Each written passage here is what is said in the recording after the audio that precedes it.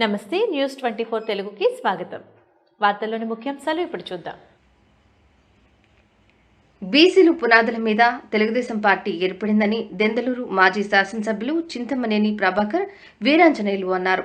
చింతలపూడి మండలం రాఘవపురంలో మండల అధ్యక్షులు మాటూరి వెంకటరామయ్య ఆధ్వర్యంలో రాష్ట్ర పార్టీ అధికార ప్రతినిధి దాసరి శేషు అధ్యక్షతన జైహో బీసీ కార్యక్రమం నిర్వహించారు.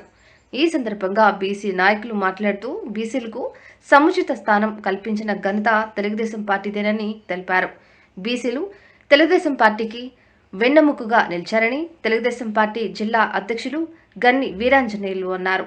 ఈ కార్యక్రమంలో రాష్ట్ర ముఖ్యమంత్రి వైఎస్ జగన్మోహన్ రెడ్డి బీసీ విద్యార్థులకు విద్యకు ₹1 కూడా కేటాయించకుండా మోసం చేశారని రాష్ట్రపతి బీసీ సెల్ అధ్యక్షులు కె రవి అన్నారు. ఈ కార్యక్రమంలో మాజీ ఎమ్మెల్యే రామకృష్ణ, చింతలపూడి నియోజకవర్గ పరిశీలకులు కోళ్ల నాగేశ్వరరావు, తెలుగుదేశం పార్టీ మాజీ కన్వీనర్ జగ్గవరపు ముత్తారెడ్డి తదితరులు పాల్గొన్నారు. ప్రతి ఒక్కరు కూడా పేరు పేరున ఇక్కడికి వచ్చినటువంటి బీసీ సోదరులందరూ కూడా గత ఎన్నికల్లో 2019 ఎన్నికల్లో ఎక్కడైతే పొరపాటు జరిగిందో ఆ పొరపాటుని ఈ 2024 ఎలక్షన్లో జరగనివ్వకుండా మనందరంగా కలిసికట్టుగా ఒకే విధంగా ఉండి ఈ 24 ఎలక్షన్లో మన జగన్మోహన్ రెడ్డిని ఇంటికి పంపించి జనసేన టీడీపీ ప్రభుత్వాన్ని ఏర్పాటు చేసే విధంగా ఈ బీసీ మనం అందరం కూడా ప్రయత్నించాలి. మరీ ముఖ్యంగా జగన్మోహన్ రెడ్డి ఇప్పుడు సామాజిక న్యాయం అని చెప్పేసి కొత్త స్లోగన్తో మళ్ళీ మన ముందుకు వస్తాడు. అతని నమ్మకాన్ని దయచేసి ఈ ఎన్నికలు ప్రతి ఒక్కరు కూడా ముఖ్యమని తెలియజేస్తూ ఈ అవకాశం ఇచ్చినటువంటి బీసీ సోదరులందరూ కూడా పేరు పేరున నా నమస్కారాలు. నడిపించాల్సినటువంటి బాధ్యత మనందరి మీద కూడా ఉంది.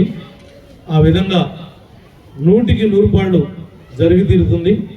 మన వాళ్ళు మాట్లాడేటప్పుడు 1-2 చిన్న విషయాలు మాట్లాడారు.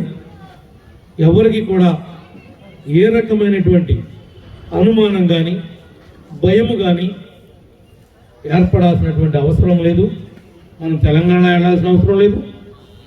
ఎవరైనా తప్పు చేసిన వాళ్ళు ఈ రాష్ట్రం నుంచి తరిమి కొట్టే రోజులు దగ్గరలో ఉన్నాయి. ఎవరు తప్పు చేస్తే వాళ్ళు 100కి 200% రేపు ఏర్పడబోయేది తెలుగుదేశం జనసేన ప్రభుత్వం. మీకు ఎవరికి కూడా ఏ రకమైనటువంటి అనుమానం అవసరం లేదు. ముఖ్యంగా ఇది బీసీ సదస్సు కాబట్టి బీసీలకి పునాదుల మీద నిర్మాణం జరిగినటువంటి పార్టీ తెలుగుదేశం పార్టీ అని చెప్పి ఈ సందర్భంగా తెలియజేస్తా ఉన్నాం.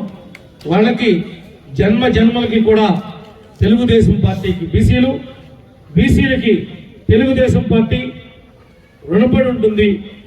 అది చరిత్ర చెప్పినటువంటి సత్యం.